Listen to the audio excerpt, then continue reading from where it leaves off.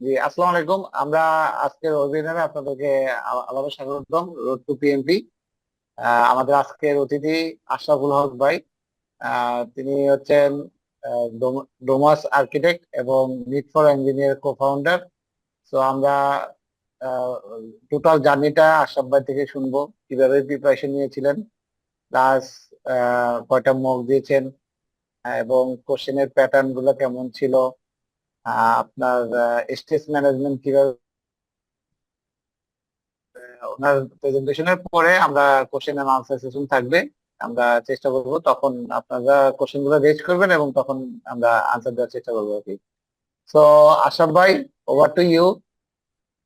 Please share the slides আর other things. Thank you ভাই। দেখা যাচ্ছে কারিম ভাই? হ্যালো, হ্যাঁ, দেখা আমি দেখা বলছি যাচ্ছে। that? দেখা হ্যাঁ ভাই, যাচ্ছে। দেখা যাচ্ছে। জি জি জি, ক্লিয়ার। থ্যাংক ইউ কারিম ভাই আর ফয়েজ ভাই, থ্যাংক ইউ। আপনি হ্যাঁ, ফুল ভিডিও। জি, থ্যাংক ইউ। আচ্ছা, আমি ছোটভাবে আমার একটা পরিচয়টা আমি দিয়ে যাই। আমি হচ্ছে আশরাফুল হক, সিভিল ইঞ্জিনিয়ার, প্রাইভেট জব করি ডোমাস আর্কিটেক্টস। এটা বেশ পুরনো একটি ফার্ম। প্লাস আমি নিজে 2011 সাল থেকে সোশ্যাল রেসপন্সিবিলিটি থেকে leadforingineer.com নামে একটা ওয়েবসাইট চালাই, যেটা এখনো পর্যন্ত বাংলাদেশের সবচেয়ে লার্জেস্ট ইঞ্জিনিয়ারিং পোর্টাল হিসাবে আমি যতটুকু জানি। এই আমার পরিচিতি। আমি 3P কনসাল্টিং লিমিটেড থেকে আমি এই 35 পিডিউ নেই। তো যদিও ফয়েজ ভাইয়ের সাথে আমার পরিচয় 2014 সালে, তখন আমি ফয়েজ ভাইয়ের কাছে একবার কোর্স করেছিলাম পিএমপির জন্য, কিন্তু তখন আসলে পরীক্ষায় বসা হয়নি। তারপরে বিভিন্ন কারণে অনেক সময় চলে যায়। তো রিসেন্ট আমার কাছে মনে হলো যে ঠিক আছে, এখন একবার করি আবার। তো যেহেতু তখন এবং এখনকার মধ্যে অনেক পার্থক্য, সিলেবাস, পরীক্ষার প্যাটার্ন, যার কারণে আমি আবার ফয়েজ ভাইয়ের সাথে যোগাযোগ করি যে ভাই আমি এরকম আবার করতে যাচ্ছি। তখনই ভাগ্যক্রমে আমার দেখি যে একটা সেশন শুরু হবে ভার্চুয়ালি, তখন আমি সেটাতে জয়েন করি। তো আমার পুরো জার্নিটাই আমি এখানে এখন শেয়ার করব।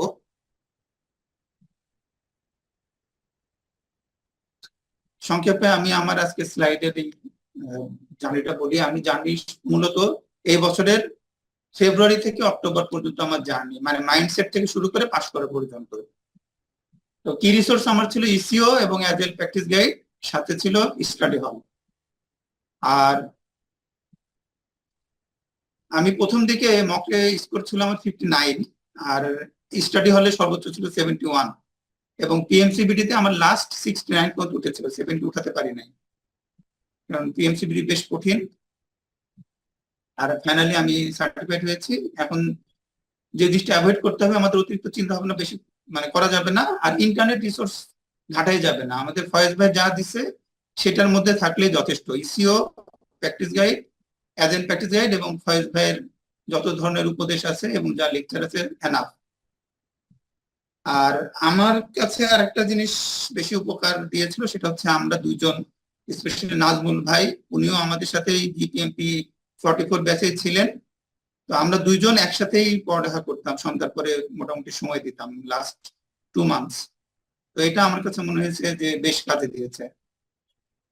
তো এই পিএমপি সার্টিফাইডের জন্য আসলে মাইন্ডসেট, পিএমএজম, এগুলো খুবই জরুরি, এবং সবগুলোই আমি সামনে হয়তো আলোচনা করব। তো পুরো জার্নিটা আমি এক নজরে বলি। আমি ফেব্রুয়ারির 25 তারিখের দিকে আমি চিন্তা ভাবনা করি, আমার আর একজন কলিগের সাথে আলাপ প্রসঙ্গে হঠাৎ পিএমপি বিষয়টা আসে।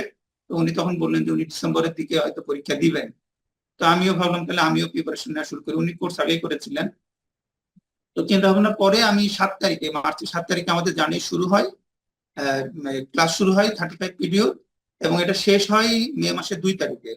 তারপরে মে মাসের 25 তারিখে আমি অ্যাপ্লিকেশন সাবমিট করি।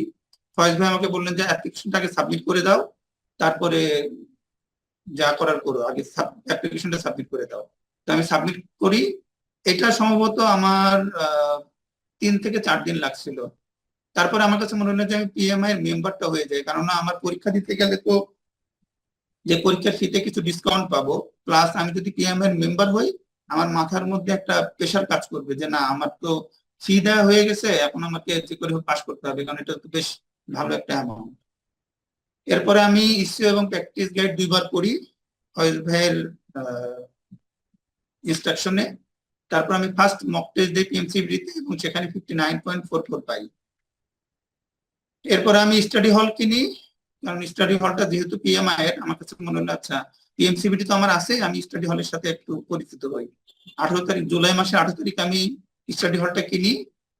তারপরে সেপ্টেম্বরের 25 তারিখে ফয়েজ ভাই আমাকে বললেন যে ইয়েতে না সরি আরো অর্থাৎ জুলাইয়ের শেষের দিকে ফয়েজ ভাই আমাকে বললেন যে তুমি এক্সাম ফিটা দিয়ে রাখো, পরীক্ষা যেদিনকে দাও। তো আমি তখন ওই পরীক্ষার ফিটা দিয়ে রাখি, এটাও একটা প্রেশার ক্রিয়েট করে আমার উপরে। এবং ফাইনালি আমি সেপ্টেম্বরের 25 তারিখে সিদ্ধান্ত নেই যে আমি অক্টোবরের 7 তারিখে পরীক্ষা দিব, সিট বুক করি। 5 তারিখে আমি 5 তারিখ পর্যন্ত আবার পড়ালেখা একটু করি ইসিও এবং অ্যাজাইল, এবং তখন আমি পড়ি খুব আস্তে আস্তে, এবং ফাইনালি আমি 7 তারিখে পরীক্ষা দিই এবং পাশ করে যাই। এবং 6 তারিখে আমি আসলে রিল্যাক্স মোডে ছিলাম, তখন কোনো পড়ালেখা করি নাই, কোনো চাপ নিই নাই, কিছুই করিনি। অনেকে জিজ্ঞাসা করে যে কিভাবে কি করতে হবে, আসলে পুরো জিনিসটাই হচ্ছে আমাদের প্রজেক্ট যেমন ইউনিক, আমাদের এই পরীক্ষার স্ট্র্যাটেজিও আসলে ইউনিক। এখানে কারোর সাথে কারোর কোনো কিছু মিলবে না, সবারটাই আলাদা আলাদা। তারপরেও কিছু কমন হয়তো থাকতে পারে, বা হয়তো এখানে মোটামুটি আগেও যারা অনেক কিছু বলেছে তাদের সাথে আমার কথা অনেক কিছু মিলে যাবে। এটা থেকে নিজের একটা সিদ্ধান্ত নেওয়া যে আপনি কিভাবে আগাবেন। তো টেইলরিং আর আরেকটা বড় বিষয় যে ট্রাস্ট ইওর ইন্সট্রাক্টর, এটা আমাদের আসলে খুব বেশি প্রবলেম হয় এটা বলতে কি যে আমাদেরও এটা হয়েছে, সরি ফয়েজ ভাই, সেটা হচ্ছে যে আমরা মানে ইন্টারনেটে ইউটিউবে কে বেশি ভাইরাল, কার ভিডিও বেশি চলে, এই জিনিসগুলোর উপর ভিত্তি করে আমরা দেখা যায় যে ওইটার উপরে বেশি ইমফ্যাসিস দেই। এবং ফয়েজ ভাই যতই আমাদেরকে বকাঝকা দিই, আমরা দেখা যাচ্ছে যে ফয়েজ ভাইটা নেই, কিন্তু ওই ভাইরাল ভিডিও, ওই অমুকজন ব্র্যান্ড বেশি পরিচিত, ওনার ভিডিও উনি বেশি নাম করা, ওনাদের কথা শুনতে যাই, সময় বেশি নষ্ট করে ফেলি। আমার কাছে মনে হয়েছে এটা আসলে একেবারেই দরকার নাই, ওইটা আমাদেরকে খুব বেশি কাজে দেয় না। তো ফয়েজ ভাই যেভাবে ইনস্ট্রাকশন দেয় ওইভাবেই আমাদেরকে যদি মানে আমরা আগে যাই, তাহলে আমার মনে হয় পিএমপি পাস করাটা সহজ হবে এবং আমাদের মধ্যে মানে এই সময় নষ্টটা কম হবে। তো আমি যে পড়ালেখা করেছি সেটার মধ্যে হচ্ছে ইসিওটা সবচেয়ে বেশি ইম্পর্টেন্ট। এখানে সবকিছুই আছে, কিন্তু সমস্যা হচ্ছে যে ইসিওতে অ্যাজাইল সম্বন্ধে যে জিনিসগুলো আছে একটু কাটখুটটা, অত ডিটেলস নাই। মানে তো যে জিনিসটা কভার করছে অ্যাজাইল প্র্যাকটিস গাইড, এই অ্যাজাইল প্র্যাকটিস গাইডের মাধ্যমে আমরা, যেহেতু আমরা যারা অ্যাজাইলের সাথে পরিচিত না, আমরা প্রেডিক্টিভ নিয়ে বেশি পরিচিত, তাদের জন্য অ্যাজাইল প্র্যাকটিস গাইড খুব সহজে বুঝাই দিবে যে অ্যাজাইল বিষয়টা কি, এই মাইন্ডসেট তৈরি করে দেওয়ার পেছনে ভালো একটা বুস্টিং করবে। আর যে জিনিসগুলো আমরা স্কিপ করতে পারি, রীতা মালকাই, এটা আমি স্কিপ করতে পারি, আমি নিজেও করি নাই, পড়ার একবার চেষ্টা করেছিলাম কিন্তু বেশ কঠিন মনে হয়েছে। প্রসেস গ্রুপ, এটা অনেক জায়গায় দেখা যায় যে সবাই বলে প্রসেস গ্রুপ পড়তে হবে, প্রসেস গ্রুপ পড়তে হবে। আগে হয়তো পড়া লাগতো কিনা আমি জানি না, কিন্তু আমি এই রিসেন্ট যে এক্সামটা দিলাম তাতে দেখলাম আসলে প্রসেস গ্রুপ থেকে কোনো কিছুই নাই, এবং এটা ওয়েস্টেজ অফ টাইম এবং আরো আমাদেরকে ডিরেল করবে আমার কাছে যেটা মনে হয়। আর পিএম গাইড 7ও পড়ার খুব একটা দরকার নেই, আমরা চাইলে স্কিপ করতে পারি, পড়তেও পারি, পড়লে হয়তো ভালো হতে পারে, বাট স্কিপ করলে সমস্যা নাই। আর পিএম বক্স 6 একেবারে দরকার নাই বলে আমার কাছে মনে হয়। সবচেয়ে বেশি ইম্পর্টেন্ট হচ্ছে আমাদের পিএমআই ফিলোসফির সাথে নিজেকে কোপ করতে হবে, পিএমএজমকে ধারণ করতে হবে, আমাদের অ্যাজাইল মাইন্ডসেটে নিজেকে তৈরি করতে হবে। আবারও বলছি, মাইন্ডসেটটাই মূল, পিএমএজম এবং অ্যাজাইল থিংকিং, এইটা যদি আমাদের মধ্যে ঢুকে যায় এবং আমরা তখনই পিএমপি আমার কাছে মনে হয় যে সার্টিফিকেশন পাওয়া যাবে। আর এখানে আমাদের সবচেয়ে বেশি প্রবলেম যেটা হয়, যেটা আমাদের কোচিং এর সময়ও প্রায় বলছিলেন, যে পিএমপি এক্সামে সবচেয়ে বেশি গুরুত্বপূর্ণ যে আমরা আমাদের অর্গানাইজেশনে কিভাবে কাজ করি সেটা পুরোপুরি ইরেজ করে ফেলতে হবে মাথা থেকে। ওইটা আমাদের মাথায় থাকলে আসলে সবচেয়ে বড় সমস্যা। তো পরীক্ষায় যখন প্রশ্ন আসবে আমরা কিভাবে ওটা সলভ করবো সেটা বিষয় না, বিষয়টা হচ্ছে পিএমআই কিভাবে চায় যে ওই প্রবলেমটা সলভ করা উচিত কোন পদ্ধতিতে, সেইভাবে আমাদেরকে উত্তর দিতে হবে। আর সেই উত্তর দিতে গেলেই আমাদেরকে পিএমপি মাইন্ডসেট আমাদের মধ্যে নিয়ে নিতে হবে এবং আমাদের বর্তমান যেই মাইন্ডসেট আছে সেটা পুরোপুরি ইরেজ করতে হবে, এর বাইরে আসলে আর কোনো সুযোগ নাই।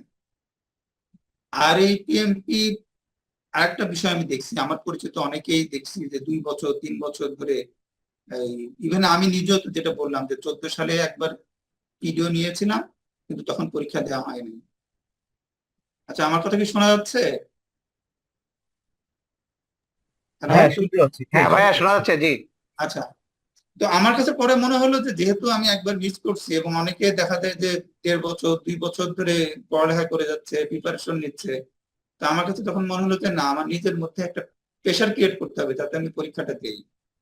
তো ওই কারণে আমি ওই যে অ্যাপ্লিকেশন সাবমিট করলাম, স্টাডি হল কিনলাম, পিএমআই এর সদস্য হলাম, তারপরে এক্সাম ফি দিয়ে দিলাম। এই সবগুলোই আমার কাছে মনে হয়েছে যে আমাকে একটা প্রেশার ক্রিয়েট করছে মেন্টালি, যে না, আমাকে প্রিপারেশন নিতে হবে, যত দ্রুত সম্ভব পরীক্ষাটা দিতে হবে।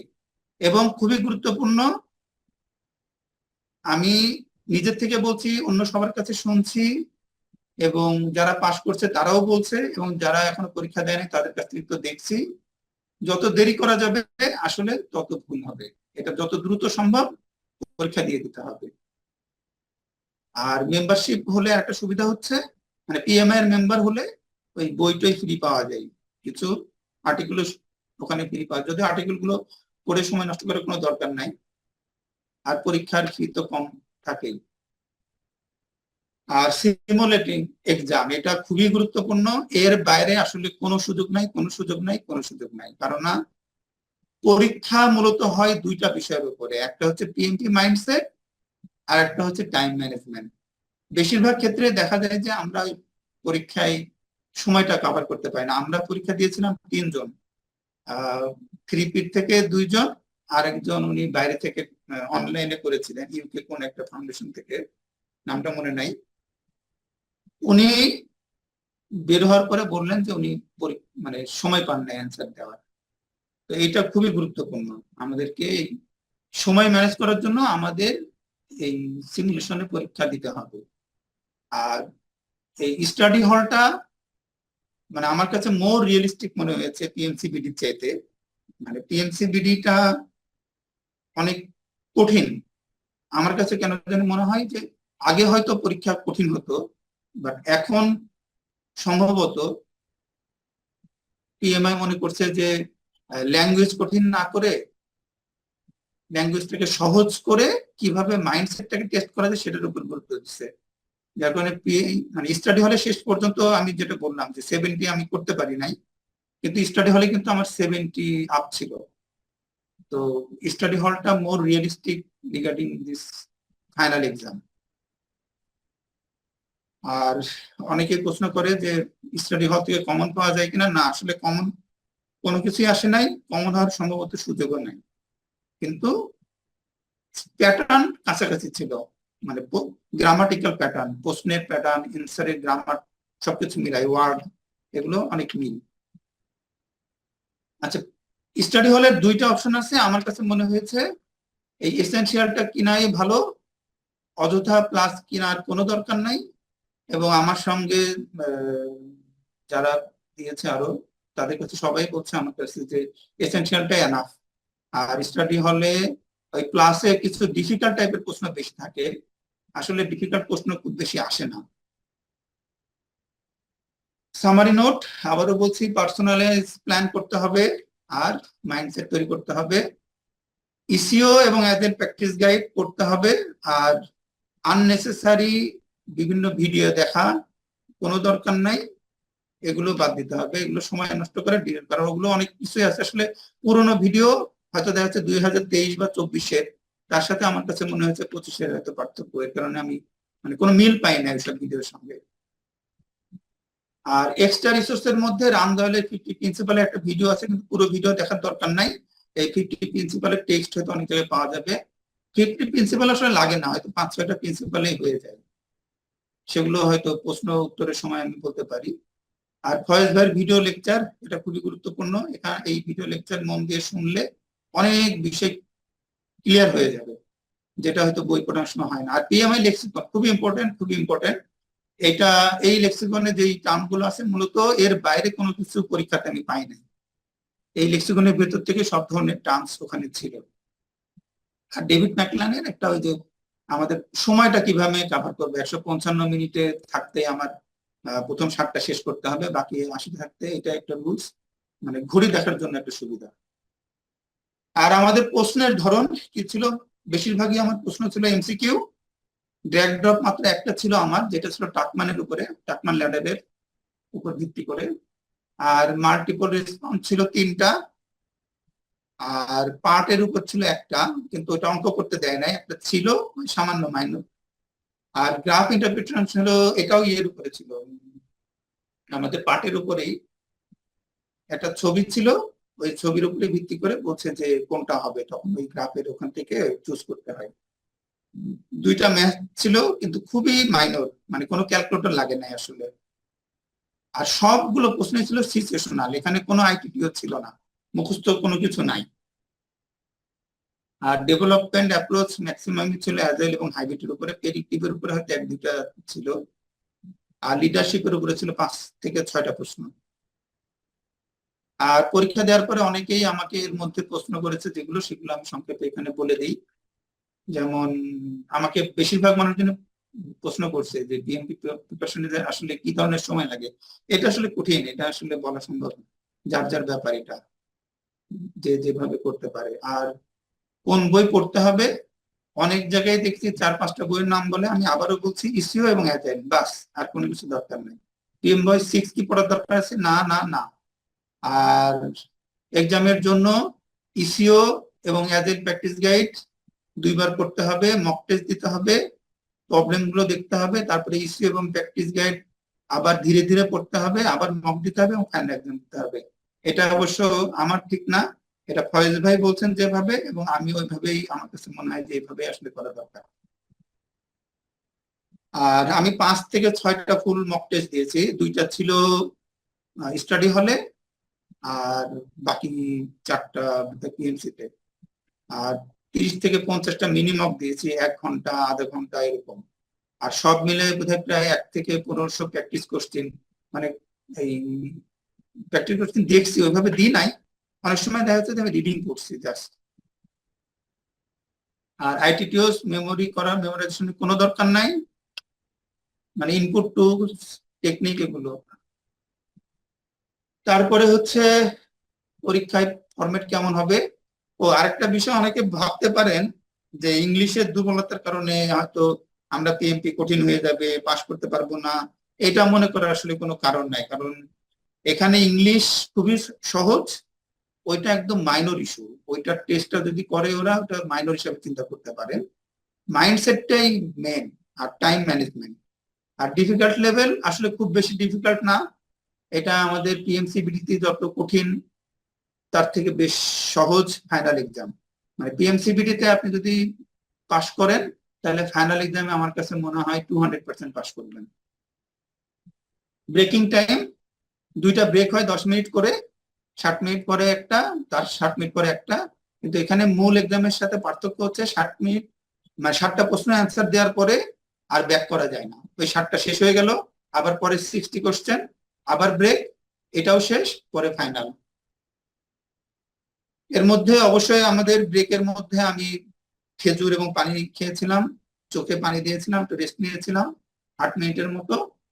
আমরা সকাল 9টায় পৌঁছাই, আমার পরীক্ষা ছিল 10টায়, 9:30টার দিকে আমাদেরকে ভেতরে ঢুকতে দেয়। তারপরে কিছু ফর্মালিটিস আছে, এই ফর্ম পূরণ করা, পাসপোর্ট দেখা, ছবি নেওয়া, তারপরে 9:30টায় আমাদের পরীক্ষা শুরু হয়ে যায়। আর মিসটেক্স যেগুলো শুনলাম, এখানে প্রশ্ন ভালোভাবে দেখতে হবে, অনেক সময় বলা থাকে যে শুড নট ডু, আমরা ওই নটটা অনেক সময় দেখি না, অনেক সময় বলা থাকে শুড অ্যাভয়েড, এটাও অনেক সময় আমরা খেয়াল করি না, ওই অ্যাভয়েড এগুলোকে দেখতে হবে। কোন আর্জেন্সি আছে সেটা দেখতে হবে। তারপরে কোনো প্রশ্ন নিয়ে বেশি চিন্তা ভাবনা করা যাবে না। ক্যালকুলেটর, পেন, পেন্সিল, নোট কোনোটাই নেওয়া যাবে না, নিতে দিবেও না আপনাকে, ওরা নিজেরা একটা নোটপ্যাড দিবে এবং সেটাতে আপনি যেটা লিখবেন সেটা মোছা যাবে না, এটা অবশ্যই ওখান থেকে বলে দিবে। আর একটা বড় ইম্পর্টেন্ট, যেটা আমরা অনেক সময় পরীক্ষার মাঝে ওই প্রশ্ন করতে যাই দেরি হয়ে যায়, অনেক সময় ওই ভলেন্টিয়ারকে ডাকতে চাই, কন্ট্রোল ধরে উপরের যে প্লাস এবং উপরের যে মাইনাস, ওইটা দিলে প্লাস মাইনাস হবে, ফন্ট বড় ছোট হবে, নিউমেরিক্যালটা দিলে হবে না। তো ওইখানে আমার মনে হয় 1-1.5 মিনিট নষ্ট হয়েছিল ওইটা বুঝতে বুঝতে। 1-1.5 মিনিট কিন্তু অনেক বিষয়। আর হাইলাইট করার কোনো দরকার নাই, আমার কাছে মনে হয় এটা আরো সময় নষ্ট হবে এবং আরো বেশি সমস্যা তৈরি হবে, কারণ যেহেতু আমরা হাইলাইট করার প্র্যাকটিস নাই। আর প্রশ্নগুলো রিদম আকারে পড়তে হবে, রিডিং আকারে না পড়ে। এটা আমি নিজে করছি, আপনাদের কিভাবে হবে আমি জানি না। খুব দ্রুত প্রশ্ন পড়ার কোনো দরকার নাই, পরীক্ষার রুমে কোনো প্রশ্ন করা যাবে না। 8 মিনিট ব্রেক নেবেন, বেশি ব্রেক নিতে গেলে সময় নষ্ট হয়ে যাবে। আর পরীক্ষার পরে আপনি রেজাল্ট পেয়ে যাবেন ওখানে 5 মিনিটের মধ্যে। আমরা টোটাল পরীক্ষা কেন্দ্রের মধ্যে 7 জন পরীক্ষা দিচ্ছিলাম, এক রুমের মধ্যে আমরা 3 জন দিতেছিলাম টিএমপি, আর বাকি 4 জন ছিল অন্যান্য সম্ভবত জিডি জিএরি। এই, থ্যাংক ইউ সবাইকে। আর কারো যদি কোনো প্রশ্ন থাকে বলতে পারেন নির্দ্বিধায়, আমি একদম খোলা মনে সবকিছু বলবো। Thank you. আশরাফ ভাই, থ্যাংক ইউ, এবং আবারও কনগ্রেচুলেশন আপনাকে। তো floor is open for you. আপনারা হ্যান্ড রেজ করে, ভাই আপনি একটু ইটা অফ করে দেন, শেয়ার স্ক্রিনটা অফ করে দেন। তো আপনারা প্রশ্ন রেজ করতে পারেন। তো আমি ভাইয়ের সাথে অ্যাড করব দুইটা কথা। উনি একদম পারফেক্টলি বলছে কয়েকটা কথা কয়েকটা জায়গায়, যে আসলে অতিরিক্ত স্টাডি যদি করতে যান না, আপনার কনফিউশন আরো আসবে। আরেকটা কথা উনি আমার খুব ভালো লাগছে, এই কথাটা আমরা আমরা যখন প্রিপারেশন নিয়েছি তখনও শুনতাম, আমরাও মনে মনে ভাবতাম যে আরো কিছু পড়ি বা ভিডিও দেখি। তবে ফয়েজের কথা ওইটা আমি এখনো স্মরণ রাখি, এখনো বলি সবাইকে, যে আপনি যতক্ষণ পর্যন্ত ম্যাচিউর না হবেন ততক্ষণ পর্যন্ত আপনি অন্য জায়গায় যখনই দেখবেন তখন আপনি ভুল করতে থাকবেন। তো আপনার যে ইনস্ট্রাক্টর বা গুরু যে থাকে তাকে ফলো করেন, ইনশাল্লাহ রেজাল্টটা ভালো আসবে। So floor is open for you. ভাই আপনারা প্রশ্ন করতে পারেন ভাইয়ের কাছ থেকে যদি কিছু জানতে হয়। জীবন ভাই কিছু বলবেন মনে হয়, জীবন ভাই জি, বলেন। আসসালামু আলাইকুম ভাই, ভালো আছেন আর সবাই? জি, জি ভাই, আচ্ছা। জি, ভালোই লাগলো যে আপনি প্রথম চান্সে মানে পাস করে গেছেন। আমাদের জন্য একটা মানে একটা রেফারেন্স হয়ে দাঁড়ালো যে আমরাই পারবো, মানে Thank you একটা very much. আমরাও পারবো, এই সাহসটা জোগালো। আর অবশ্যই পারবেন। ফায়েজ ভাই তো বললো যেভাবে ইনস্ট্রাকশন দিল, আপনিও ভালোভাবে ইনস্ট্রাকশন দিলেন। আপনি একটু আমাদের গ্রুপে আপনার এই সিলেক্টটা একটু দিয়ে দিন, তাহলে আমরা একটু আবার একটু হ্যাঁ হ্যাঁ, রিভিউ করতে অবশ্যই। পারবো, এটা আর কি। থ্যাংক ইউ ভাই। থ্যাংক ইউ ভাই। আসসালামু আলাইকুম ভাইয়া। এক্সাম হলে টাইম ম্যানেজমেন্ট নিয়ে একটু কিছু বলবেন, কিভাবে মানে এত অল্প সময়ে কোশ্চেন গুলা কি করা যায়, অ্যাটেন্ড করা যায়? চেষ্টা করতে। হ্যাঁ, ওই যে টাইম ম্যানেজমেন্ট যেটা বললাম, যে আপনার টার্গেট থাকতে পারে যে আমাদের যেহেতু টোটাল 230 মিনিট, তো ওইখানে আপনার ওইভাবেই 3টা ভাগে ভাগ করে প্রথম দিকে আপনি হয়তো একটু বেশি সময় নিতে পারেন, কারণ আমরা তো মানে প্রথমে সিট বসার পরে আমাদের ভিতরে টেনশন কাজ করে। তো প্রথমে ওই যে 155 মিনিট যখন বাকি থাকবে, অর্থাৎ আপনার প্রায় 75 মিনিট 230 থেকে বাদ দিলে, ওই 155 মিনিট ঘড়িতে যখন হবে তার মধ্যে আমার শেষ করতে হবে। ওইটা মাথায় রেখে মাঝে মধ্যে আপনি হয়তো 10টা করে নিজে নিজে ভাগ করতে পারেন, যে একবার পরীক্ষা 10টা প্রশ্ন দিয়ে দিলেন, দেখলেন যে কি পরিমাণ সময় আছে। আমি ওইটা করছি। যখন দেখছি যে আমি একটু বেশি স্লো হয়ে গেছি, তখন হয়তো একটু স্পিড বাড়াইছি। আবার যখন আমি দেখছি যে স্পিড একটু বেশি হয়ে যাচ্ছে, তখন আমি একটু কমাই দিচ্ছি। এটা আমি করছি। তো মানে সময়টা তো সেটা খুব গুরুত্বপূর্ণ, যে এই মক টেস্ট আপনি দিলেই আপনি এই জিনিসটা অটো হয়ে যাবে, তখন আপনার সেরকম ক্যালকুলেশন করা লাগবে না যে আমার কত সময় বাকি আছে, কি করতে হবে। এজন্যই বারবার বলছি যে মক টেস্ট একটু বেশি বেশি দিবেন, দিলে আপনি অটোমেটিক্যালি নিজের ভেতরে মনের ঘড়ি সেট হয়ে যাবে। তখন আপনার ওই কম্পিউটারের ঘড়ি দেখার খুব একটা প্রয়োজন পড়বে না হয়তো। তো ওইটা আপনারা একটু বেশি বেশি করবেন, মক টেস্টটা দিয়ে নিজের সময় ঘড়িটা সেট করে নেবেন। থ্যাংক ইউ ভাইয়া। আশরাফুল ভাই, ধন্যবাদ আপনাকে। খুব চমৎকার অল্প সময়ের মধ্যে আপনি খুব ভালো একটা ধারণা দিয়েছেন, এবং আপনি আসলে আমাদের জন্য একটা সোর্স অফ ইন্সপিরেশন। তো আমি আমি খুব মানে অনুপ্রাণিত হচ্ছিলাম, আপনি যখন বলছিলেন আমার কাছে মনে হচ্ছিল যে আমি মনে হয় পারবো, মানে প্র্যাকটিস করলে। তো আমার কাছে মনে হচ্ছে ভাই যে আপনি যে পরীক্ষার আগে যে প্র্যাকটিসটা যে করেছেন বা এক্সারসাইজ গুলো করেছেন, কিভাবে করেছিলেন, বা আমাদের জন্য আপনার কোনো টিপস যদি থাকে বা কোনো গাইডলাইন থাকে যে পরীক্ষার 2 মাস আগে, আমি 2 মাসের কথা বলছি, সাপোজ আমি যদি আহ জানুয়ারিতে পরীক্ষা দিতে চাই, তাহলে এই যে 2 বা 3 মাস আমি কিভাবে প্রিপারেশন নেব বা এক্সারসাইজ কিভাবে করব, কাইন্ডলি যদি বলতেন। আচ্ছা, যদি মানে এক্সারসাইজ ব্যাপারটা আসলে যেটা বললাম, যে আমি যেটা মানে দেখলাম যে প্রথমে তো আমি 2বার ইসিও এবং অ্যাজেট প্র্যাকটিস গাইড খুব স্পিড ওয়েতে পড়ছি, মানে বুঝি আর না বুঝি রিডিং করে গেছি। তো এতে করে দেখা যাচ্ছে যে আমি হয়তো 50% বুঝতে পারছি বা 25% বুঝতে পারছি। তারপরে তো পরীক্ষা দিলাম, মক টেস্ট। তো পরীক্ষা দেওয়ার পরে তখন অনেক কিছু বুঝতে পারলাম। যত মক টেস্ট দিতে লাগলাম তত আরো বেশি বুঝতে পারলাম যে আসলে আমার অনেক, হ্যাঁ এই জিনিসটা তো আমি পড়েছিলাম তখন বুঝি নাই, পরীক্ষা দিতে যাই বুঝলাম যে আসলে এইটা পড়তে হবে, আমার এটা একটু ভালো করে পড়তে হবে।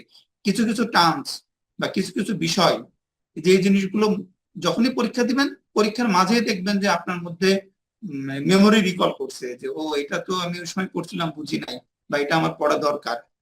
তো একটা বা দুইটা মক দেওয়ার পরে বা ছোট ছোট ওই যে প্রজেক্ট ম্যানেজমেন্ট ক্লাবে বিভিন্ন যে প্রশ্নগুলো আসে, এই যে কালিম ভাই মধ্যে ইদানিং দিচ্ছেন অনেক, বা আমিও অনেক সময় দিচ্ছি, অনেকে দেয়, ওগুলো সলভ করতে গিয়ে তখন অনেক ওই আগের না বোঝা আর এই পরীক্ষার মধ্যে বোঝা দুইটা মিলাই এরপরে যখন খুব ধীরে আমি পড়লাম আমার অ্যাজেল প্র্যাকটিস গাইড এবং ইসিও, তখন দেখলাম যে আমি একদম মনে হচ্ছে যে পানির মতো সহজ, এবং বুঝতেও খুব মজা তখন খুব মজা লাগছিল। আর এই জিনিসটা এরকম ভাবে প্রজেক্ট করতে পারি বা এটা আমরা এইভাবে প্রশ্নে অ্যান্সার দিতে পারি। আচ্ছা আমি তো হ্যাঁ ওই প্রশ্ন তখন বুঝি নাই, আসলে ওই প্রশ্নটাই এরকম ছিল, অনেক সময় তো আমরা প্রশ্নই বুঝতে পারি না। তো তখন আমার কাছে আস্তে আস্তে প্রত্যেকটা টার্ম আমার কাছে ক্লিয়ার হতে লাগলো। তো এই জন্যই মানে আপনাকে একটু দুইটা বুঝেন বা না বুঝেন দুইবার পড়তেই হবে, তারপরে মক দিতে হবে, এবং তারপরে খুব ধীরে একদম বোঝার মতো করে আবারও অ্যাজেল প্র্যাকটিস গাইড এবং ইসিও এই দুইটা পড়তে হবে ঠান্ডা ভাবে। তারপরে দেখবেন যে ইনশাল্লাহ আপনারা পার হয়ে আসতে পারবেন, এরপরে আর কোনো সমস্যা হবে না। থ্যাংক ইউ ভাই। আরেকটা বিষয় জানার ছিল যে আমরা পিএম বক 6 যেটা বা 7 এর কথা শুনছি, অনেকেই বলে যে এটা পড়তে হবে বা এটা পড়া দরকার, কিন্তু আপনি কিছুক্ষণ আগে বললেন যে এটা পড়ার কোনো দরকার নেই বা প্রয়োজন নেই। হ্যাঁ আমার কাছে মনে হয়েছে এগুলো পড়া, কারণ পিএম বক্স 6 তো পড়ার দরকার নাই, কারণ পিএম বক্স 6 বইটা যেহেতু আমি দেখছি, আমার দেখা আছে, এই জন্য আমি বলতে পারছি আপনাকে পিএম বক্স 6 পড়ার কোনো দরকার নাই। একদম দায়িত্ব নিয়ে বলছি, যদিও দায়িত্ব নিয়ে হয়তো বলা ঠিক না, এটা আমার দৃষ্টতা দেখাই, কারণ আমি তো ইনস্ট্রাক্টর না, ফয়েজ ভাই ভালো বলতে পারবেন। বাট আমি আমার এক্সপিরিয়েন্স থেকে বলছি পিএম বক্স 6 পড়ার কোনো দরকার নাই। আপনার ওই যে প্রসেস গ্রুপ, যেটা প্রসেস গ্রুপটা মূলত পিএম বক্স, অনেকে বলে যে পিএম বক্স 6 এর সামারিটা হচ্ছে প্রসেস গ্রুপ, ওইটাও পড়ার কোনো দরকার নেই। কারণ আমার ফাইনাল এক্সামে আসলে আইটিটিও নিয়ে কিচ্ছু ছিল না, পুরোটাই সিচুয়েশনাল বেস এবং পুরোটাই আপনাকে এই ইসিও এবং অ্যাজেলের মধ্যে থেকে আসছে। এমন কোনো টার্ম আমি ওখানে পাইনি যেটা এই দুই বইতে নাই। ইনফ্যাক্ট ওখানে কোনো টার্মই ছিল না ওরকম, মানে বিশদ কোনো যে এই অমোক ম্যানেজমেন্ট টার্ম ওইটা আসলে আসছে এরকম কোনো টার্ম ছিল না। আমরা হয়তো আমরা যদি 50টা টার্ম জানি ম্যানেজমেন্টের, ওখান থেকে হয়তো একটা বা দুইটা টার্ম আসছে, বাদ বাকি সবই আপনাকে সিচুয়েশন দিছে, ওই সিচুয়েশন আপনাকে কি করা উচিত সেটাই মেন। ফাইন। না আপনি এই একটা বিষয় ভালো লাগলো, একটা বিষয় যে যদিও ফাইজুর রহমান ভাই তো আমাদেরকে সেভাবে গাইড করছেন, সেটা হচ্ছে যে মাইন্ডসেটটা ইম্পর্টেন্ট, মানে পিএম এর যে ফিলোসফি এবং মাইন্ডসেট এটা খুবই আসলে ইম্পর্টেন্ট, ডেভেলপ করতে হবে। হ্যাঁ এর কোনো বিকল্প নাই। হ্যাঁ হ্যাঁ।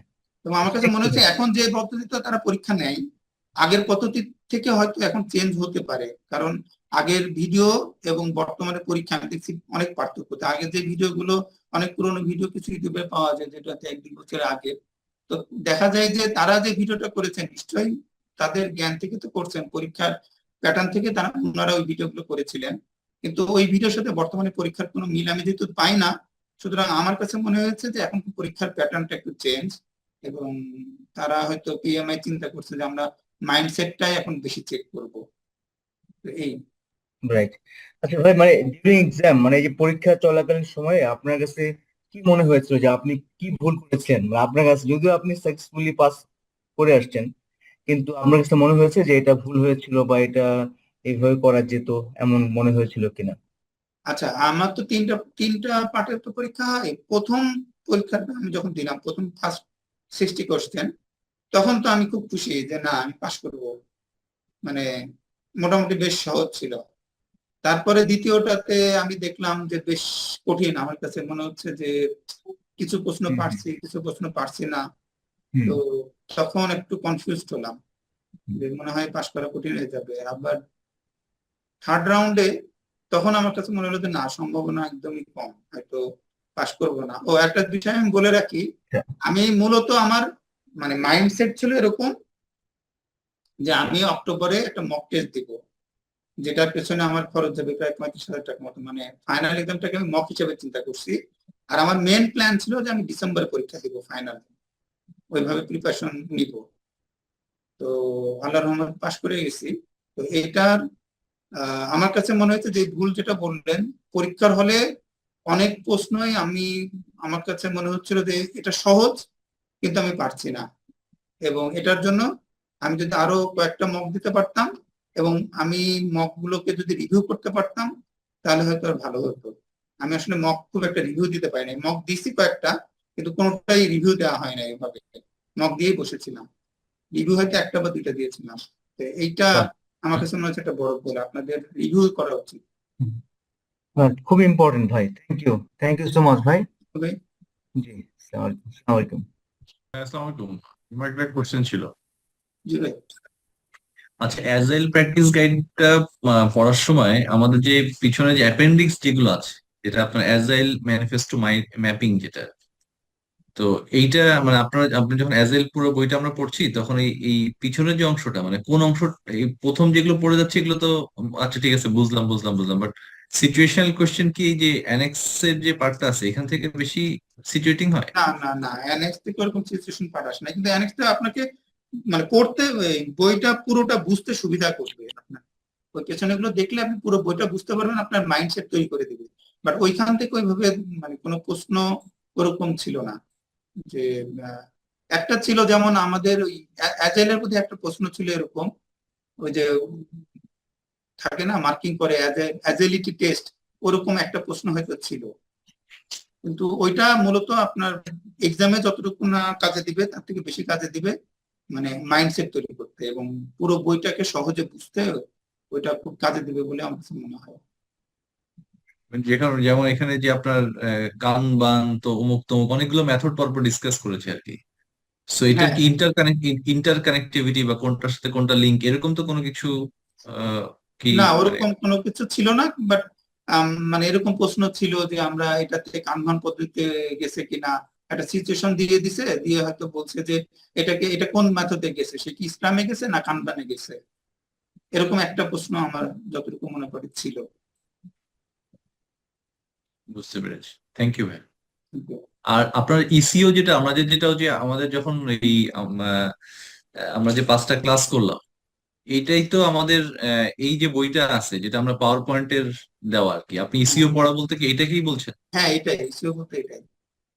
আচ্ছা, পরে কি এইটার যে টার্মিনোলজি গুলো আছে এটা তো ফয়েজ ভাই যে ভিডিও গুলো বা অডিও গুলো যেগুলো আছে যেগুলো আমরা শুনি, এর ছাড়াও কি মানে আপনি কি এই এক্সপ্লেনেশন বলতে এটাই বোঝাচ্ছেন যে এখানে যে টার্মিনোলজি আছে এটাই আমাদের পরবর্তীতে আপনি যখন কোয়েশ্চেন সলভ করছেন এটাকে আপনি পরে আবার মানে ভেঙেছেন, তাই তো? হ্যাঁ হ্যাঁ। বুঝতে পেরেছি। এটা যখন মানে আপনার যখন কোনো এটা যখন ক্লারিফিকেশন দরকার হচ্ছে, ক্লারিফিকেশনটা আপনি কিভাবে করছেন, ইন্টারনেট নাকি আমাদের জাস্ট আমরা ওইখান থেকে যতটুকু করছি ততটুকু, মানে এর ক্লারিফিকেশনের জন্য আপনি যদি কোনো ক্লারিফিকেশন প্রয়োজন হয়েছে তখন আপনি কোথায় ফল ব্যাক করছেন? ক্লারিফিকেশন আমার ওই ফয়েজ ভাইয়ের যে ভিডিও গুলো আছে, ওনার তো আমাদের এই 35 ভিডিওর বাইরেও ওনার বেশ কিছু ভিডিও লেকচার আছে, ওইখানেই সবগুলো নিয়ে বিশদ আলোচনা আছে, ওখানেই ম্যাক্সিমাম ক্লারিফিকেশন গুলো আছে। আর যাদের ওই ভিডিও গুলো হয়তো দেখার ধৈর্য নাই বা পড়ে না, তারা হয়তো কিছু টার্ম চাইলে এআই এর মানে চ্যাট জিপিটি বা অন্য কোনো এআই দিয়ে চেক করে নিতে পারে 1-2 বার। যে মানে চেক করলে অবশ্যই একটা এআই না, 2-3টা এআই দিয়ে চেক করবেন ওই টার্ম গুলো দিয়ে কি বোঝাচ্ছে, বা কিছু এক্সাম্পল হয়তো নিতে পারেন সর্বোচ্চ। কিন্তু বারবারই বলবো, মানে কোনো টার্ম যদি আপনার কনফিউশন থাকে সেটা নিয়ে যদি জানতে চান, তাহলে ওই আপনি ফয়েজ ভাইয়ের ভিডিও গুলো দেখতে পারেন, অথবা আপনি এআই তে যদি প্রশ্ন করেন অবশ্যই মিনিমাম 2টা এআই থেকে প্রশ্ন করে 2টা মার্কস করার চেষ্টা করবেন যে তারা কোনো ভুল অ্যান্সার দিচ্ছে কিনা। আর সবচেয়ে ভালো হয় ফয়েজ ভাইয়ের ভিডিওতে দেখলে, বা আমাদের ক্লাবেও যে প্রজেক্ট ম্যানেজমেন্ট ক্লাব আছে ওখানেও প্রশ্ন করতে পারেন। আমার কাছে মনে হয় সেটা সবচেয়ে ভালো হবে, কারণ এখানে তো অনেক পিএমপি সার্টিফাইড এবং অনেক এক্সপিরিয়েন্স পার্সন আছে, বিশেষ করে ফয়েজ ভাই নিজে তো যেহেতু প্রজেক্ট ম্যানেজমেন্ট ক্লাবে আছে, মানে খুব সুন্দরভাবে আপনাকে ওই টার্মগুলো বুঝিয়ে দিতে পারবেন বা আপনাকে রেফারেন্স দিয়ে দিতে পারবেন যে এটা কোন বইতে আছে বা কোথায় ভালোভাবে পাওয়া যাবে। ওটাই বেস্ট ওয়ে আমার কাছে মনে হয়। লাস্ট কোশ্চেন, সেটা হচ্ছে যে গ্লোসারি অফ টার্মস যেটা আপনি বলছিলেন, যেটা মানে লেক্সিকন, এটা, হ্যাঁ, এই যে লেক্সিকন, এটা আপনি কিভাবে পড়েছিলেন বা কিভাবে এটা আপনি কাজে লাগিয়েছেন, এটা যদি একটু বলতে আর। লেক্সিকনটা আসলে মূলত পড়ার বিষয় না আমার কাছে, যেটা লেক্সিকনটা মানে রিভাইজ দেওয়ার ব্যাপার। কারণ এক নজরে দেখা 10-15 মিনিটের মধ্যে একটা চোখ বুলায় দেখা যে ও আচ্ছা এই আমি পড়ছি, হঠাৎ করে দেখবেন যে আপনার কাছে একটা টার্ম মনে হবে এটা অপরিচিত মনে হচ্ছে, হয়তো আপনি পড়ছেন বাট হঠাৎ করে মনে হবে যে না এটা তো কোথাও দেখছি বলে মনে হয় না, এরকম ওই জিনিসগুলো তখন হয়তো আপনি মার্ক করতে পারেন। ওই ওই কয়েকটা টার্ম মানে ওইটা আপনার পুরো বই যে আপনি যেটা পড়ছেন সেটা রিভিউ করতে সাহায্য করবে, প্লাস পরীক্ষাতেও সেটাই হেল্প করবে।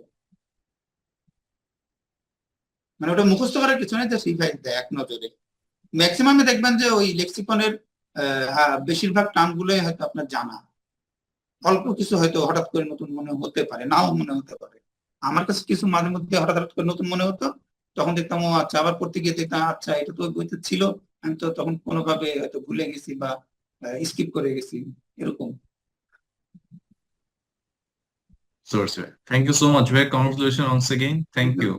Thank you. কারো কোনো প্রশ্ন আছে please? Okay, thank you very much সবাইকে। অসংখ্য ধন্যবাদ Tushar for your nice presentation.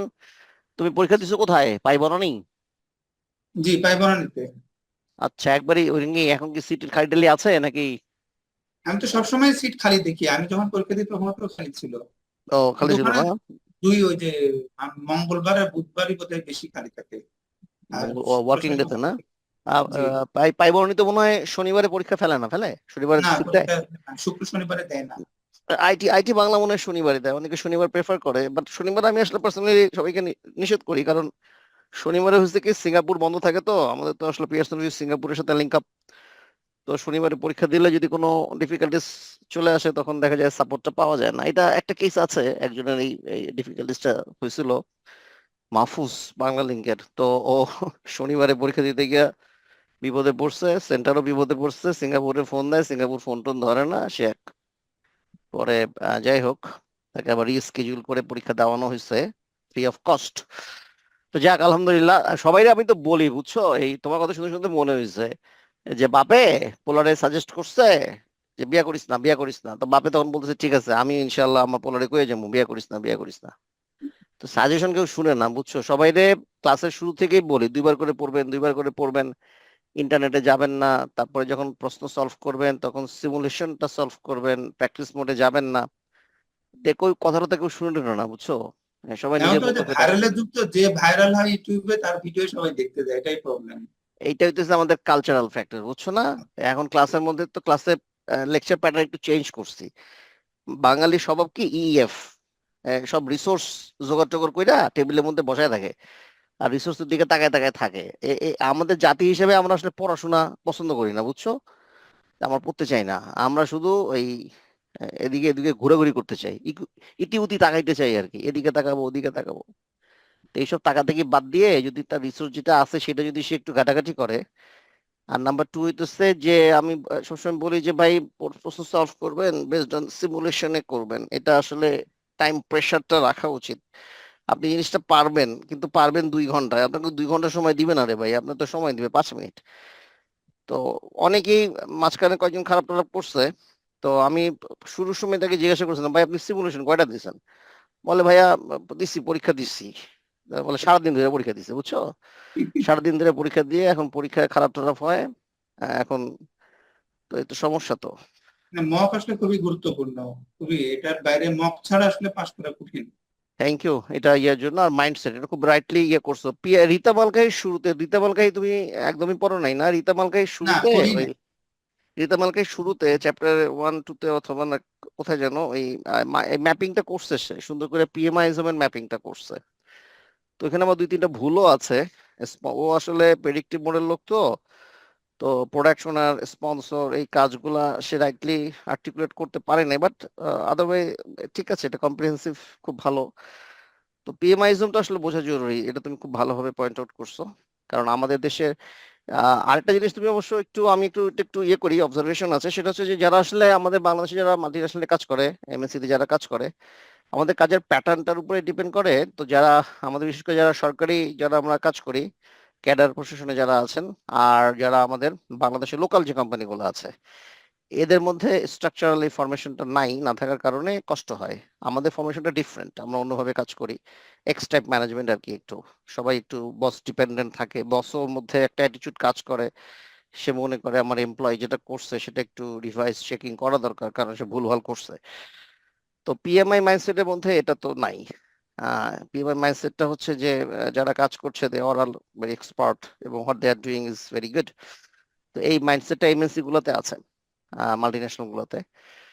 তো সেদিক থেকে তাদের জন্য সুবিধা হয়, যারা বিশেষ করে আমার এখানে অনলাইন ক্লাসে যারা বাইরে থেকে জয়েন করে, তো তাদের দেখা যাচ্ছে যে এগুলো তাদের কাছে খুব ন্যাচারাল। বলছে ভাইয়া জিনিসটা তো আসলে এরকমই হওয়া উচিত, কোয়ালিটি, তারপরে জবের মধ্যে অথরিটি ডেলিগেশন। তো তারা এটাতে কোনো সমস্যা রেজ করে না, বুঝতে পারে খুব সহজেই। কিন্তু যারা আমাদের যারা বাংলাদেশি যে অর্গানাইজেশন থেকে আসে, ইভেন স্কয়ার, বেক্সিমকোতে তো, তারপরে যে ফার্মই হোক না কেন, তো তাদের মধ্যে এই জিনিসটা গ্রো করে না। তো তাদের জন্য তখন এই মাইন্ডসেটটা সমস্যা হয়, যেটা তুমি ঠিকঠাক মতো, কমপ্লিট করে।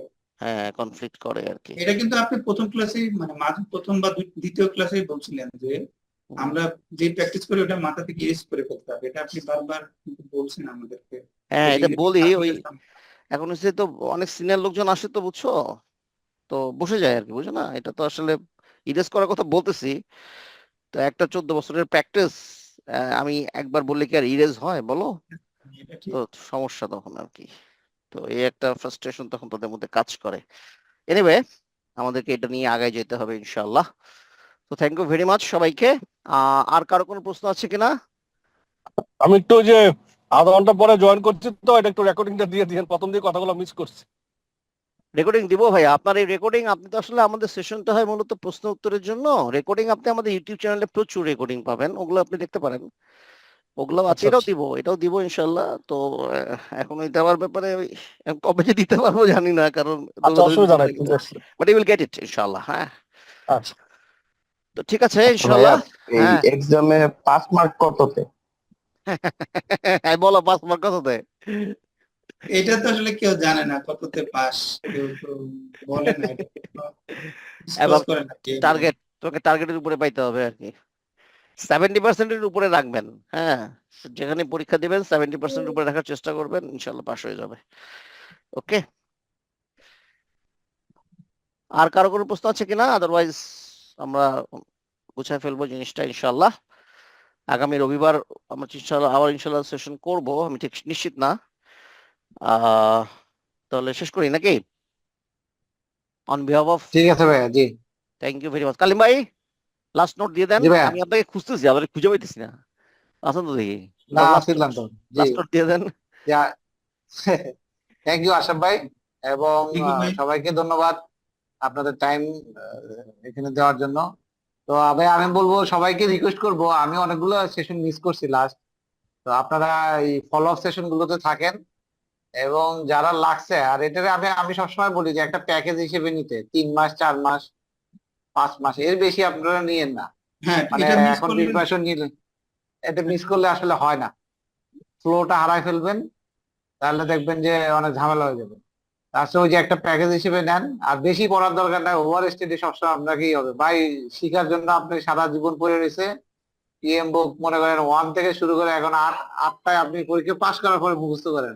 এই পরীক্ষার আগে শুধু এই থিওটা পড়েন, আর এই কিছু পরীক্ষা টরীক্ষা দেন, তাহলে হয়ে যাবে। আর এখানে যাদের মোটামুটি 60 উঠে, 60 তারা আপনার ভালো করতে পারবেন, পাশ করে যাবেন। তো মোটামুটি মক টক এগুলো দেন, ইনশাল্লাহ ভালো করবেন। তো সবার জন্য গুড উইশেস, বেস্ট উইশেস, ইনশাল্লাহ দেখা হবে আর কি। আসসালামু আলাইকুম। ওয়ালাইকুম আসসালাম। তো থ্যাংক ইউ ভাইয়া, ওয়ালাইকুম আসসালাম। ভালো থাকেন ইনশাল্লাহ। ওয়ালাইকুম। আসসালামু আলাইকুম।